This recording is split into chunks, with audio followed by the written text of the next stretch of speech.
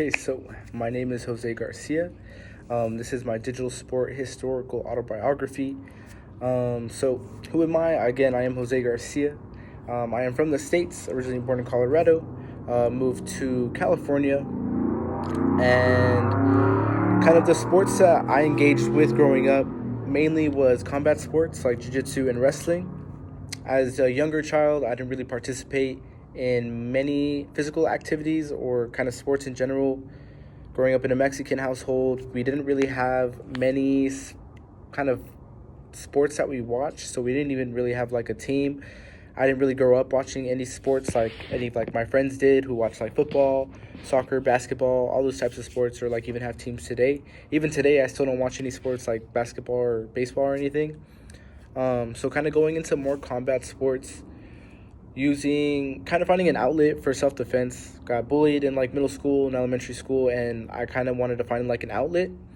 So I found jiu-jitsu, and then moving and transitioning onto that, I found wrestling, which I was able to compete in high school.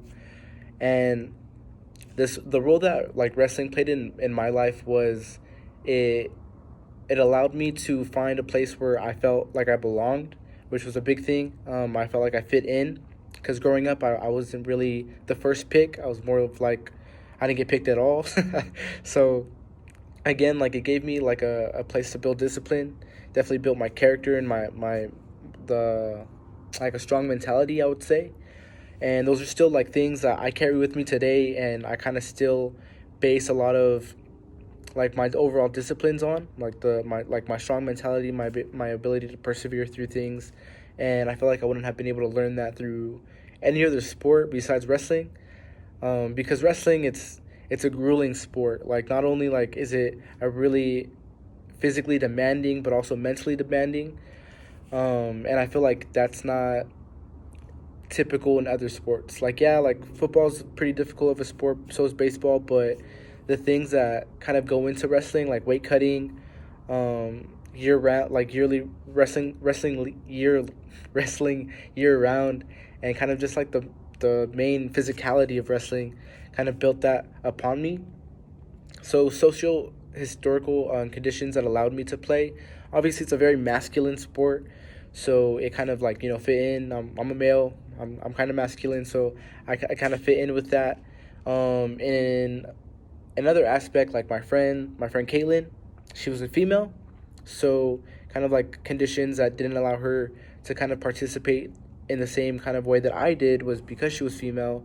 They didn't really have female teams, and there was kind of like a stigma about like, oh, it's like a masculine sport, like you're a girl, you shouldn't be doing this.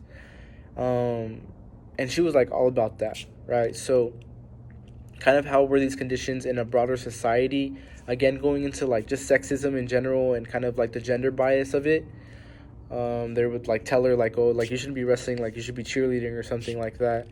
And I kind of saw that and witnessed that firsthand, not only with her but other like girls who try to participate or try to join like the wrestling team. And her being like the only female athlete that wrestled in my valley, she was the first one to go to state, first one to place intersections, and to even go on now and wrestle in college, right? She kind of set the stage for that. And in my me going into my sophomore year of high school, they barely began to create like a girls wrestling program, and that was kind of like a big step for that. So going back to this article right here, where is it? Okay, right here. Yeah. So the evolution of women's wrestling. So the first world championship that was held in wrestling for around the world was in 1987, and 8 countries participated. And within the states, the first national, it's right here too, in, oh, well, what happened to it? There you are. So the feminization of women's wrestling. So the first wrestling tournament, national wrestling tournament that was sanctioned was in 1997. So as you can see from then to now, there's been a lot of progression, right? So only going from about 8 countries participating to it now being like a real sanctioned Olympic sport. We've had Helen Morales, which has been our first gold medalist in the Olympics, beating like China's, I think, 8-time back-to-back world champion, right? So there's been a big progression in that. Going back to what I was talking about, something that kind of connects with me and kind of broadening the picture of it, just kind of ending the kind of sexist kind of stereotypes made by these gender norms, and kind of based on how society and history has kind of told what sports we should play, and how we should include them, women's like for women, for example, and how this kind of connects to my personal background and influences my sport participation today. Like seeing how female athletes and female wrestlers were kind of I'm trying to word this right.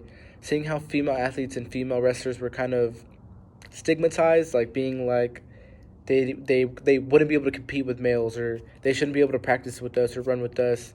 And even like members on my team and even the coaches kind of participated in this kind of stereotypical, kind of stigmatizing women in the face of like they couldn't participate with us. And personally, it doesn't correlate with myself in the background of like how it influences my own participation in the sport. My own, and like going back to like my own background and why I participated in the sport of wrestling was because it was such a diverse sport.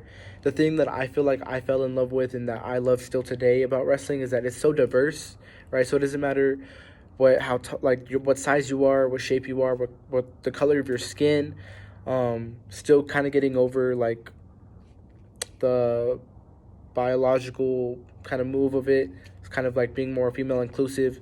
Like none of that mattered, right? So it was more of like the work that you put in, and it was more of like an individual sport. So like you got in what you got out. You got out of it what you put into it, right? So again, like it didn't matter what the color of your skin was.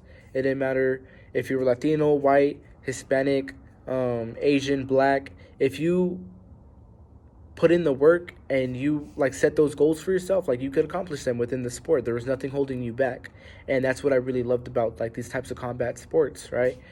Because you see in like basketball or like football, like it's kind of dominated by some racial background or something like that.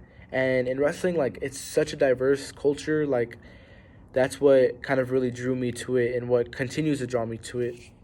So a social issue from history that kind of speaks is kind of recent. So there was this athlete right here in Texas.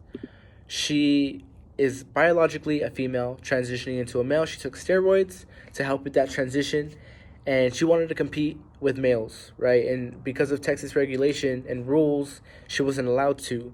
So she competed in female tournaments. She was a transgender male now, competing in these female tournaments. She went 32-0. She completely like destroyed all of her opponents. She took state, she took nationals, and there's kind of been like this debate kind of surrounding the topic of that.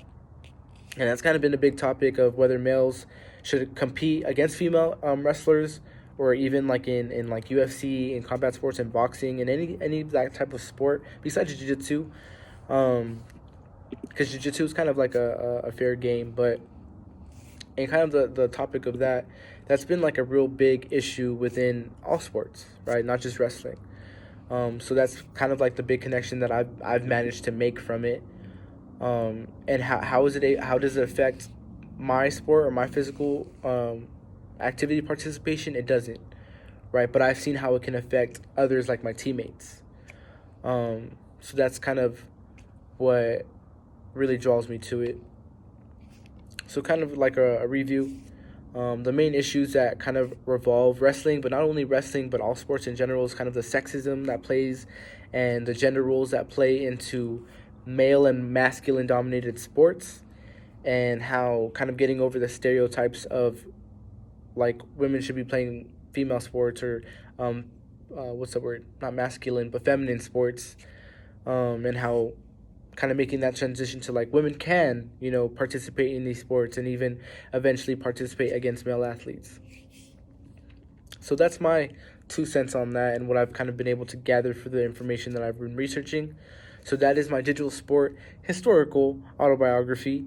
Thank you so much. Good night.